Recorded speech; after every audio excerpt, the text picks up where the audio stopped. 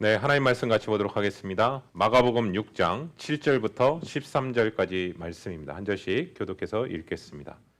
12제자를 부르사 둘씩 보내시며 더러운 귀신을 제어하는 권능을 주시고 명하시되 여행을 위하여 지팡이 외에는 양식이나 배낭이나 전대의 돈이나 아무것도 가지지 말며 신만 신고 두벌옷도 입지 말라 하시고 또 이르시되 어디서든지 누구의 집에 들어가거든 그곳을 떠나기까지 거기 유하라. 어느 곳에서든지 너희를 영접하지 아니하고 너희 말을 듣지도 아니하거든 거기서 나갈 때에 발 아래 먼지를 털어버려 그들에게 증거를 삼으라 하시니. 제자들이 나가서 회개하라 전파하고 네, 13절은 다 같이 읽겠습니다. 많은 귀신을 쫓아내며 많은 병자에게 기름 발라 고치더라. 아멘. 아멘. 지난주 우리가 같이 말씀 가운데서요, 예수님에 대한 편견과 선입견 때문에 예수님께서 말씀을 통해서 또 권능을 통해서 행하셨던 그 기적에 대해서 잠깐 놀랬지만 바로 그 편견과 선입견으로 예수님의 능력을 부인했던, 예수님을 배척했던 나사렛 사람들에 관해서 우리가 말씀을 같이 나눴습니다. 그런데 신앙생활 하다 보면 나사렛 사람들의 모습만 이런 것이 아니라 우리 모습 가운데서도 동일하게 발견되는 모습 중에 하나입니다. 예수님은 분명히 겨자씨만한 믿음만 있어도 이 산을 옮겨서 저기로 옮길 수 있다라고 분명히 말씀하셨는데 우리도 하나님에 대해서, 하나님의 능력에 대해서 제한할 때가 참 많이 있습니다. 환경이 어려우면 어려울수록 내가 가지고 있는 편견과 선입견 때문에 하나님을 오히려 제한시키며 가두며 그렇게 신앙생활 할 때도 참 많이 있음을 우리가 발견하게 됩니다. 그런데 우리가 다시 한번 우리가 성경을 왜 상고해야 되냐, 우리가 왜 말씀을 가까이 해야 되냐라고 질문을 하신다면 우리의 편견과 선입견은요, 내가 가지고 있는 경험 안에 늘 가두기 때문에 그렇습니다. 그런데 하나님의 말씀을 상고하며 하나님의 말씀을 가까이 하면 할수록 하나님의 말씀의 틀에, 하나님의 생각에 오히려 우리의 생각을 맞추기 때문에 우린 늘 말씀을 가까이 해야 됨을 다시 한번 말씀을 통해 붙잡게 됩니다. 예수님은 나사렛 사람들의 반응에 연연하지 않으시고 오히려 모든 촌에 다니시면서 복음을 증거하시는 모습으로 펼쳐집니다. 씨 뿌리는 자의 비유를 우린 잘 기억할 겁니다. 거기서 특별히 돌짝밭에 떨어진 사람들, 예수님은 그 돌짝밭에 떨어진 사람들 하나하나 돌을 제거하는 데 시간을 허비하신 것이 아니라 씨 뿌린 자의 사명은 뭐냐면 때를 얻든지 못 얻든지 전하는 것이거든요. 그리고 그 씨를 자라게 하시는 분은 하나님이시다라는 사실을 성경은 우리에게 다시 한번 확신을 줍니다. 사랑하는 성도 여러분, 우리는 씨 뿌리는 자입니다. 그래서 때를 얻든지 못 얻든지 어떤 열매를 거두는 자가 아니라 그 열매를 거두시는 분은 하나님이심을 늘 기억하면서 씨를 뿌리는 저와 우리 귀한 성도님 되시기를 예수 그리스도의 이름으로 축원합니다. 그렇기 때문에 때로는 낙심이 찾아올 때요, 우리의 사역 가운데 환경 가운데 낙심이 찾아올 때 거기에 우리의 마음을 계속 뺏겨서 거기에 많은 시간들을 허비하는 사람이 아니다라는 것을 성경은 우리에게 다시 한번 확신을 주는 것이죠. 오늘 본문 말씀해 보시면 우리가 방해가 크면 클수록 오히려 오늘 본문에서는 동역자를 세우라고 얘기하고 계세요. 그만큼 중요하다라는 것을 보게 돼요. 왜냐, 혼자 싸우는 것이 아니라 동역자를 세우시는. 지금까지 예수님의 사역은요, 예수님이 본인이 앞장서서 드러내셨거든요. 그런데 오늘 본문에서부터는 이제는 제자들을 드러내시는 본문으로 펼쳐지게 됩니다. 그동안 제자는 옆에 많이 배웠어요. 예수님과 함께 생활했거든요. 그리고 예수님이 어떤 기적을 행하실 때마다 늘 가까이서 봐왔거든요. 그래서 주님은 이제는 제자들을 보내시는 장면이에요. 그런데 혼자 보내시지 않고 둘씩 짝지어서 6그룹으로 보내시는 말씀이 오늘 펼쳐집니다. 마가복음 6장 7절입니다. 12제자를 부르사 둘씩 보내시며 더러운 귀신을 제어하는 권능을 주시고 예수께서 거기를 떠나사 고향으로 가시니 제자들도 따르니라. 아멘. 여러분, 삼위일체 하나님께서는요, 항상 삼위 하나님이 같이 동행하시고 같이 관계를 맺으시면서 일하시는 모습입니다. 하나님께서는 아담을 창조하시고 나서 홀로 있는 것을 보고 하와를 또 창조하시죠. 또 하나는 노아의 방주에서도 짐승들을요, 둘씩 짝지어서 보내주시는 장면으로 보게 되거든요. 방주 안으로. 그리고 마찬가지로 예수님께서도 제자들을 보내실 때 각각 한 명씩 보낸 게 아니라 둘씩 짝지어서 보내셨다라는 부분이 있어요. 여러분, 저는 둘씩 짝지어졌던 그 부분에 있어서 장점이 있다고 생각합니다. 첫 번째는 어떤 장점이냐면 서로가 격려할 수 있는 힘을 줄 수 있을 것 같아요. 두 번째는요, 배척당할 때요, 서로 위로를 받을 수 있을 것 같아요.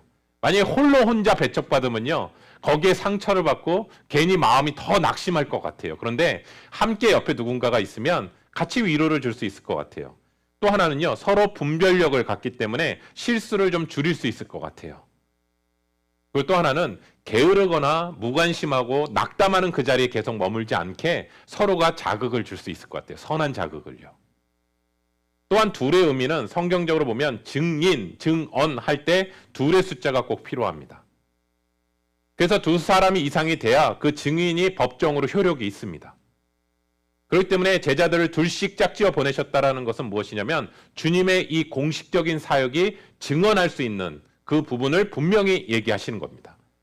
그래서 그들을 보내실 때 그냥 보내신 게 아니라 더러운 귀신을 제어할 수 있는 능력, 그 권위를 함께 예수님은 보내주셨던 것을 보게 되고, 이 둘이라는 의미를 통해서 이 권위와 능력은 참된 것임을 증인할 수 있는 그 사건이었음을 얘기하는 것이죠.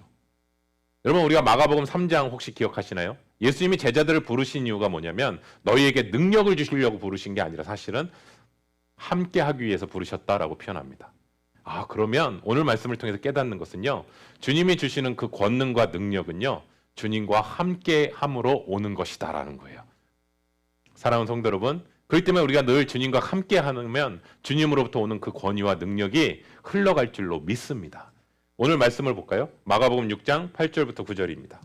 명하시되 여행을 위하여 지팡이 외에는 양식이나 배낭이나 전대의 돈이나 아무것도 가지지 말며 신만 신고 두벌 옷도 입지 말라 하시고. 아멘. 아멘. 마가복음 6장 7절은 전도자의 자세에 대해서 얘기하고 있다면 8절부터 9절까지는 전도자의 준비에 대해서 얘기하고 있어요. 그래서 제가 오늘 설교 제목을 전도자의 자세와 준비라고 했습니다. 동역자는 분명히 주셨어요. 하나님께서, 주님께서. 근데 그 외에 다른 물건은 준비하지 말래요. 지팡이 외에는 양식이나 배낭이나 전대의 돈이나 아무것도 갖지 말라라고 얘기하시고, 신만 신고 두벌 옷도 입지 말라라고 얘기하세요. 여러분, 우리가 잘 알다시피 중동 지방은 산악지대거든요. 그리고 계곡이 많아요. 그렇기 때문에 지팡이를 짚고 올라가야 하는 일들이 많이 생겨요. 그런데 그 외의 것은 필요하지 않다라고 얘기하세요, 주님께서. 그 이유는 뭘까? 지금 그들이 하는 일은 하나님의 일을 하러 가는 거거든요. 하나님의 일을 한다라는 것은 또 무슨 표현이냐면 하나님이 공급하시겠다라는 거예요. 믿으십니까? 우리가 하나님의 일을 할 때는요, 하나님이 그 일을 공급하세요. 저는 이 장면이 어떤 본문이 떠오르게 되냐면 출애굽기가 떠올랐어요. 출애굽 40년의 여정 가운데서 하나님께서 항해하셨던 광야 생활 가운데 그들을 40년 동안 어떻게 공급하시고 어떻게 그들을 이끌어 가셨고 그들을 또한 어떻게 보호하셨는지가 출애굽기에 나오는 40년의 광야 생활이거든요. 우리 말씀 볼까요? 신명기 29장 5절부터 6절입니다. 주께서 40년 동안 너희를 광야에서 인도하셨거니와 너희 몸의 옷이 낡아지지 아니하였고 너희 발의 신이 헤어지지 아니하였으며 너희에게 떡도 먹지 못하며 포도주나 독주를 마시지 못하게 하셨음은 주는 너희의 하나님 여호와이신 줄을 알게 하려 하심이라. 아멘. 아멘. 여러분, 광야는요, 하나님의 은혜 없이는 살 수 없는 장소입니다. 그 광야에서 하나님이 반석에서 물을 내셨고요, 만나와 메추라기로 먹이셨고요, 또한 광야 생활 가운데 이스라엘 백성들의 의복이 헤어지지 않았다라고 표현하고 있고요, 심지어 신발도 닳지 않아서 발이 부르트지 않았다라고 얘기합니다. 여러분, 40년 동안 신발이 헤어지지 않았다. 최고의 명품 신발을 신어도요, 40년은커녕 1년도 쉽진 않습니다. 광야에서 돌아다닌다면. 그리고 사막은요, 낮에는 뜨겁습니다. 우리 휴스턴 날씨보다도 더 뜨겁습니다. 밤에는요, 너무나 사막 기후이기 때문에 춥습니다. 그래서 하나님께서 어떻게 인도하셨냐면 구름 기둥으로 해를 막아주시고 밤에는 너무나 추운 상황 속에서 불 기둥으로 따뜻하게 해주셨던 사건을 보게 됩니다. 그렇기에 주님은 우리에게 다시 한번 말씀하십니다. 하나님의 나라를 위해 선포하며 나아갈 때 오히려 아무것도 소유하지 말고 오직 주님만을 소유하라고 얘기하시는 겁니다. 이 부분에 대해서 마태복음은 이렇게 얘기합니다. 마태복음 10장 9절부터 10절입니다. 예수께서 이 12를 내보내시며 명하여 이르시되 이방인의 길로도 가지 말고 사마리아인의 고을에도 들어가지 말고 오히려 이스라엘 집에 잃어버린 양에게로 가라. 가면서 전파하여 말하되 천국이 가까이 왔다 하고 병든 자를 고치며 죽은 자를 살리며 나병 자를 깨끗하게 하며 귀신을 쫓아내되 너희가 거저받았으니 거저주라. 아멘. 여러분 마가복음 6장 8절에서는 지팡이 외에는 그 어떤 것도 가지지 말라고 얘기하고 있고요. 마태복음 10장 10절에서는요. 오히려 뭐라고 얘기하냐면 두보롯이나 신이나 지팡이도 갖지 말라라고 얘기해요. 그러니까 충돌이 왔어요. 마가복음에서는 지팡이 갖지 말라고 하고 마가복음에서는 지팡이를 가지라고 그러고 마태복음에서는 지팡이도 가지지 말래요. 그러면 이게 뭐야 이거 성경이 뭔가 이상한 거 아니야? 라는 생각을 하는데 여러분 가세히 보세요. 마태복음의 문맥을 이해해 보면 여분의 옷이나 여분의 신이나 여분의 지팡이를 가져가지 말라라는 거예요. 이해되시나요?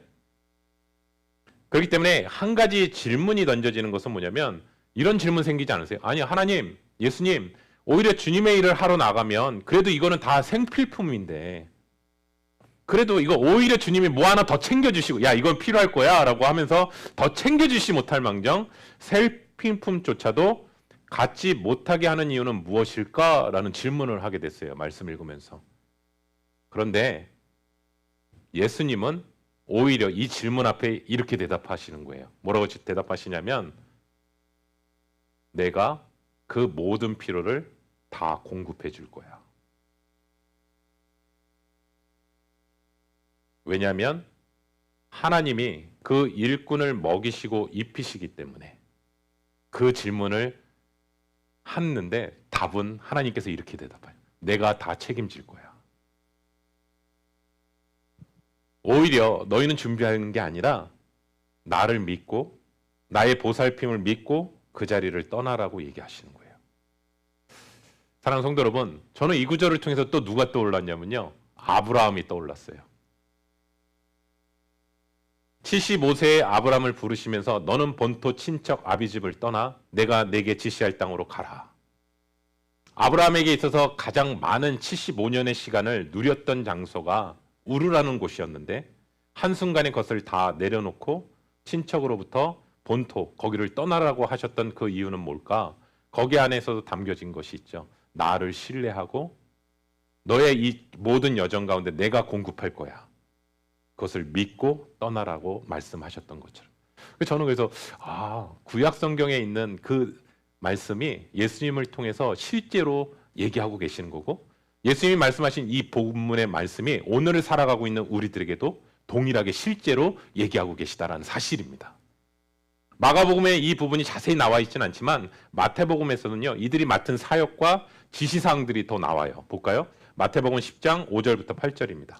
예수께서 12를 내보내시며 명하여 이르시되 이방인의 길로도 가지 말고 사마리아인의 고을에도 들어가지 말고 오히려 이스라엘 집에 잃어버린 양에게로 가라. 가면서 전파하여 말하되 천국이 가까이 왔다 하고 병든 자를 고치며 죽은 자를 살리며 나병 자를 깨끗하게 하며 귀신을 쫓아내되 너희가 거저받았으니 거저주라. 아멘. 아멘. 여러분 오늘 이 본문에서 제자들의 첫 번째 전도 여행이에요. 이 첫 번째 전도 여행에서는 이방인 지역에 가라고 얘기하지 않고요. 사마리아 지역에 가라고 얘기하지 않으시고요. 이스라엘의 잃어버린 집을 향해 가라고 얘기하시는 거예요. 그래서 우리가 누가복음 10장에 보시면 70인을 또 보내실 때는 이 구체적인 제한된 얘기가 나오지 않아요. 그러니까 다르다라는 거예요. 지금 제자들의 첫 번째 전도여행 코스는 어디냐면 이스라엘 지역이에요. 한정시키셨어요. 그래서 그곳에 가서 복음을 전하라고 얘기합니다. 그러니까 우리가 복음을 전할 때도 예수님께서 말씀하셨던 우선순위가 있는 것 같아요. 우리 한자 하나 격언 있잖아요. 수신제가 치국평천하. 다 아시죠? 설명 안 해도 되겠죠? 네. 자신의 몸과 마음을 수양하는 사람이 가지런히 자기 집안을 잘 다스릴 수 있고 그 나라를 잘 다스릴 수 있는 사람이 결국 온 천하를 평안하게 할 수 있다라는 뜻이겠죠. 하나님의 말씀과 율법은요. 우리가 구약 성경을 통해서 알게 되겠지만 가장 먼저 이스라엘 백성에게 주어졌습니다. 그래서 먼저 예수님은 이스라엘에게 복음을 전하기 시작합니다.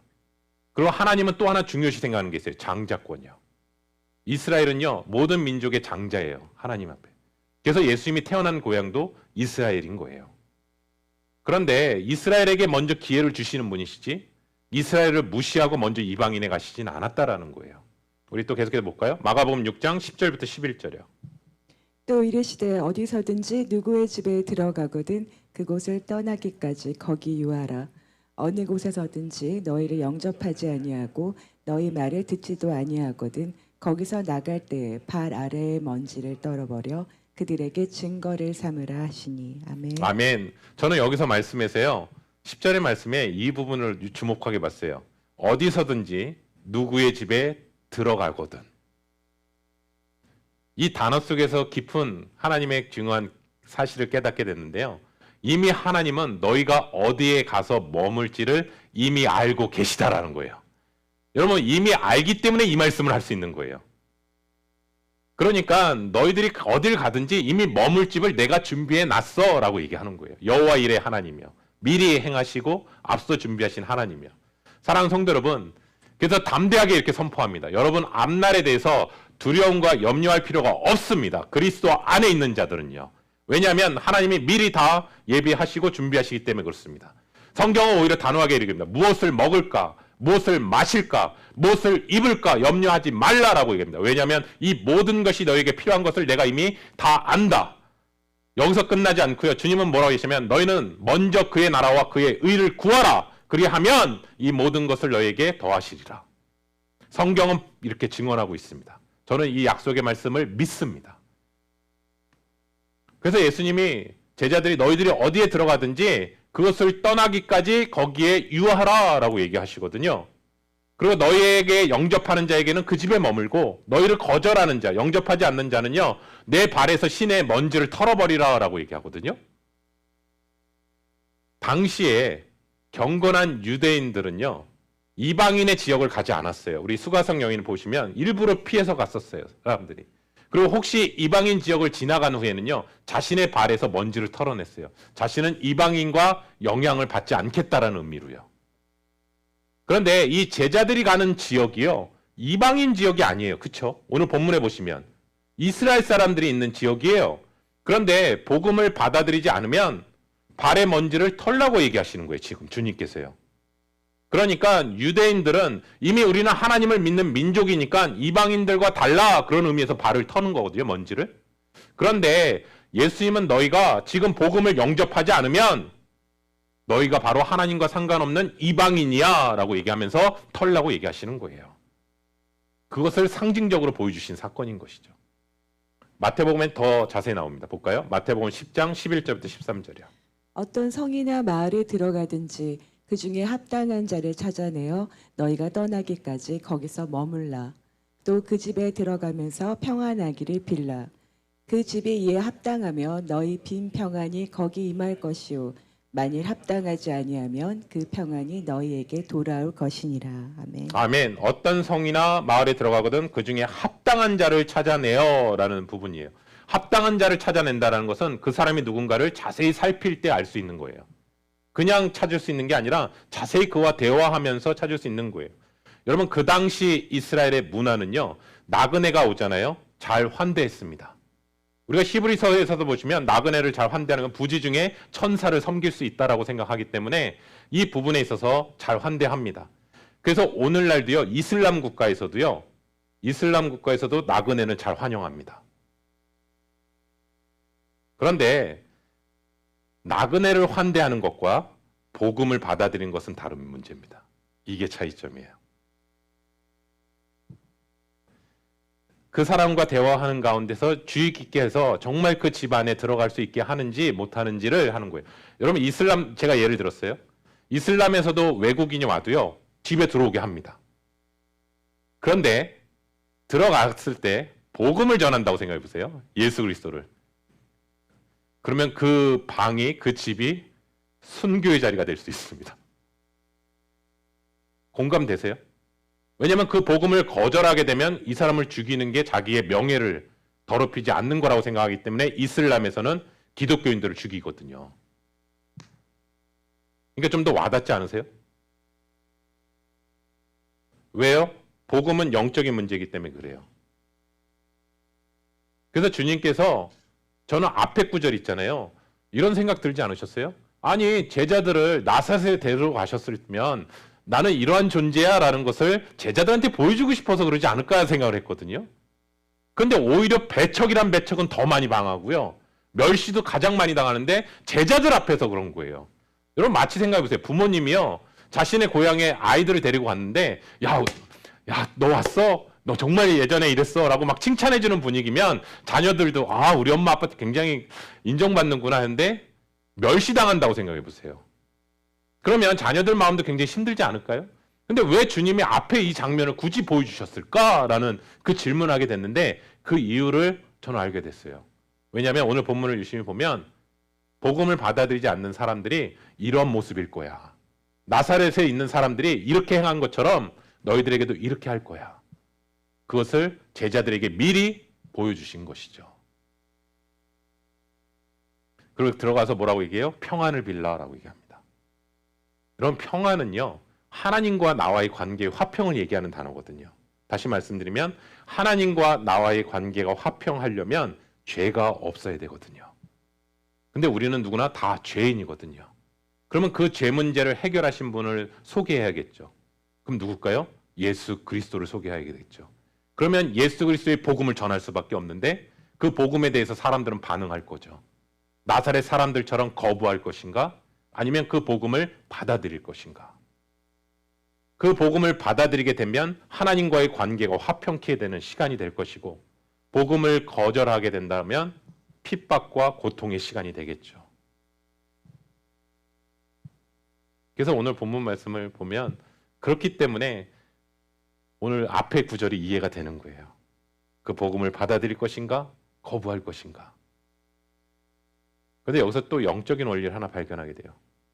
예수님은 우리에게 뭘까지 얘기하시냐면 원수를 사랑하라고 얘기하십니다. 원수를 사랑하라. 바울은 로마서 12장에서 뭐라고 하냐면 너희를 핍박하는 자를 저주하지 말고 오히려 축복하라고 얘기합니다.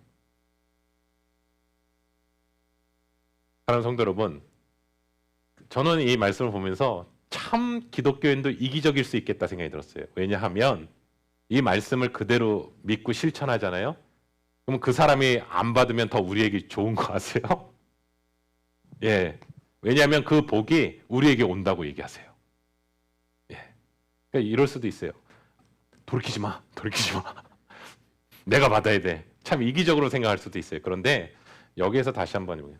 주님께서 그걸 통해서 뭘 얘기하고 싶은 거냐면 주님의 말씀 앞에 내 의지와 감정을 꺾고 순종으로 나아가게 되면 주님께서 그 순종의 열매를 받으시고 하나님께서는 우리에게 복을 흘려보내시겠다라는 거예요. 만일 미워하는 사람이 정말 그 마음이 돌이키게 된다면 그 사람과의 관계가 회복되는 축복의 은혜가 또 일어나는 거고요. 우리 말씀 계속 볼게요. 마가복음 10장 14절부터 15절입니다. 누구든지 너희를 영접하지도 아니하고 너희 말을 듣지도 아니하거든 그 집이나 성에서 나가 너희 발의 먼지를 떨어버리라. 내가 진실로 너희에게 이르노니 심판 날에 소돔과 고모라 땅이 그 성보다 견디기 쉬우리라. 아멘. 그 곳의 먼지조차도 다 털어버리라는 그 부분들은 철저하게 분리해서 이 모습을 증거로 삼겠다라는 거예요. 우리가 마지막에 주님 앞에 섰을 때, 심판대 앞에 섰을 때 아마 두 가지 반응이 있을 거라고 생각합니다. 첫 번째 반응은요. 지옥에 갈 수밖에 없는 사람들은 자기의 자신의 그동안 이 땅 가운데 하나님을 믿지 않은 거에 대한 고통의 절규, 나의 하나님 어찌하여 나를 버리시나이까, 그 고백으로 지옥에 떨어지는 사람이 있을 거고요. 어떤 사람은 바락바락 울면서 그런 사람도 있을 것 같아요. 나는 복음을 전혀 들어보지 못했다고, 내 주변에 나에게 복음을 전한 사람이 아무도 없었다고 얘기하는 사람도 있을 것 같아요. 그런데 우리에게 더 가깝게 와닿는 말은 뭐냐면요. 가장 가까이 있는 사람에게 혹시 그 사람이 거부할까 봐, 그 사람이 불편할까 봐 우리 믿는 그리스도인이 전혀 얘기하지 않았는 경우도 참 많을 거라고 생각합니다. 그때 그 사람이 얘기할 거예요. 달려오면서 왜 얘기 안 했냐고 나한테. 그런데 최소한 만약에 우리가 정말 증거했다면 증거가 되겠죠. 내가 그때 전하지 않았냐고, 그때 돌이켜야 되지 않았냐고. 그 장면도 연출되지 않을까요? 그런데 주님께서 뭐라고 말씀하시면 그것을 증거로 삼겠다라는 거예요.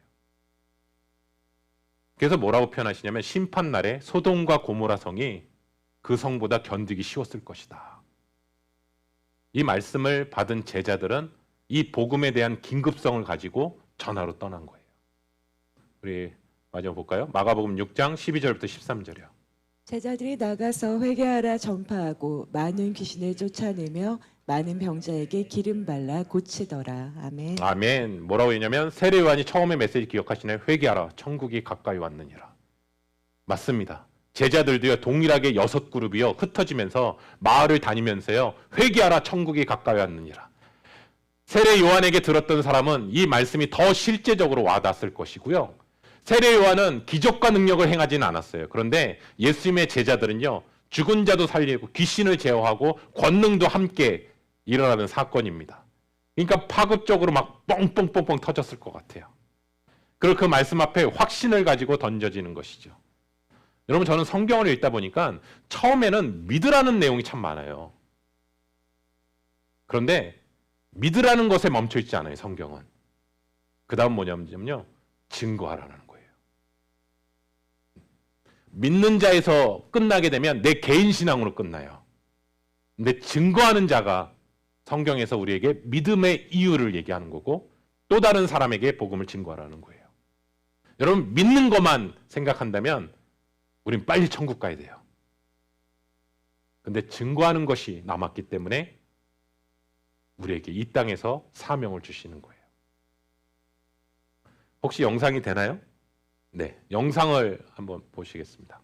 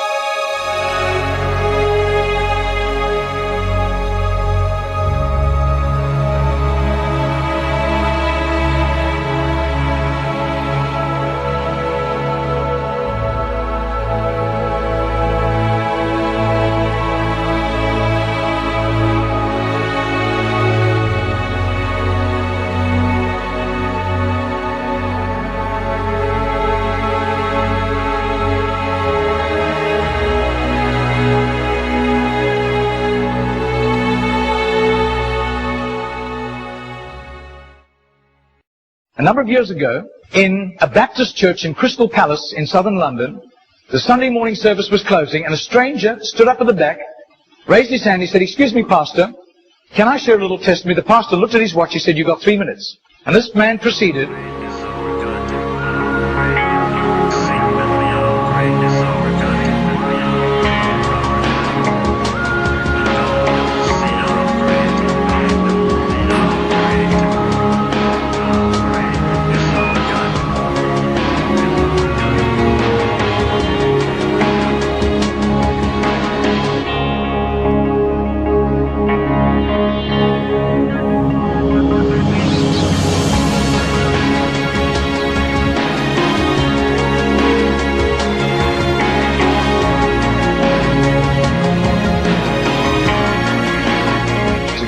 now this London preacher flew back to the UK and was speaking at the Keswick Convention in the Lake District. And he threw in these 3 testimonies. At the close of his teaching session, 4 elderly pastors came up and said, "We got saved between 25 and 35 years ago, respectively, through that little man on George Street giving us a tract and asking us that question."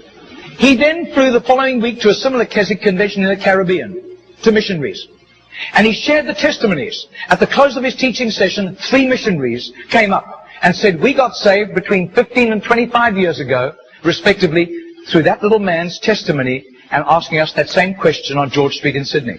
Coming back to London, he stopped outside Atlanta, Georgia, to speak at a Naval Chaplains Convention.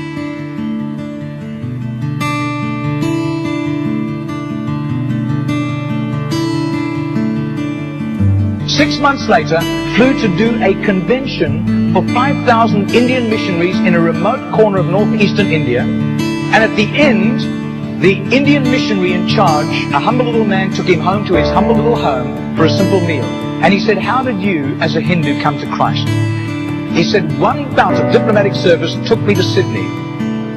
And I was doing some last-minute shopping laden with parcels of toys and clothing for my children, walking down George Street. And this courteous little white-haired man stepped down in front of me, offered me a pamphlet, and said, excuse me, sir, are you saved? If you die tonight, are you going to heaven? The splendor of the King, clothed in majesty. I do. His name is Mr. Genord, but I don't think he does it anymore. He's too frail and elderly. Joys, he wraps himself in light, and darkness rise to hide, and trembles at his voice, trembles at his voice. How great is our God? Sing with me, how great is our God? And all will see how great is our Margarita did a little count. That's 146,100 people. That simple little nobody except a little group of Baptists in southern Sydney knew about Mr. Genord. But I'll tell you, his name was famous in heaven.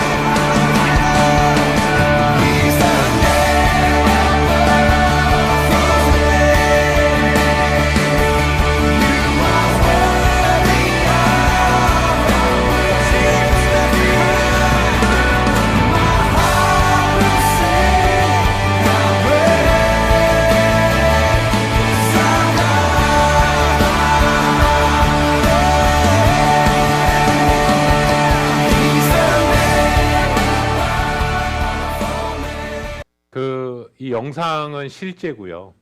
실제 그 한 제너라는 분이 주님 앞에 섰을 때 자신의 열매 없는 신앙의 삶이 너무 주님 앞에 부끄러운 그 마음을 간직하고 주님 앞에 설날을 기다리는 가운데서 이러한 하나님께서 보이지 않는 곳에서 그 시를 자라나게 하신 내용으로 펼쳐지게 됩니다.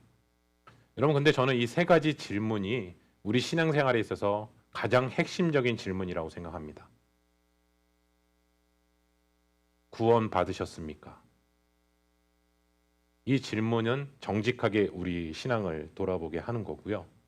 또 우리의 그 주님이 부르시는 그날은 언제일지 이 자리에 누구든지 다 모르지만 오늘 내가 만약에 죽는다면 정말 하나님의 나라, 천국에 갈 확신이 있습니까? 라는 그 질문을 우리에게 신앙생활하는 가운데서 늘 던져지는 질문입니다.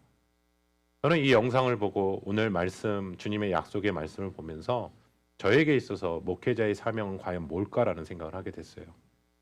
설교를 잘하는 것, 또 성도들을 그리스도의 사랑으로 잘 양육하는 것, 네, 그 모든 부분들이 다 필요하고 중요한 것입니다. 그런데 정말 목회자의 사명은 한 명 한 명의 영혼을 천국으로 인도하는 그것이 바로 목회자의 사명이라는 생각을 하게 되었습니다.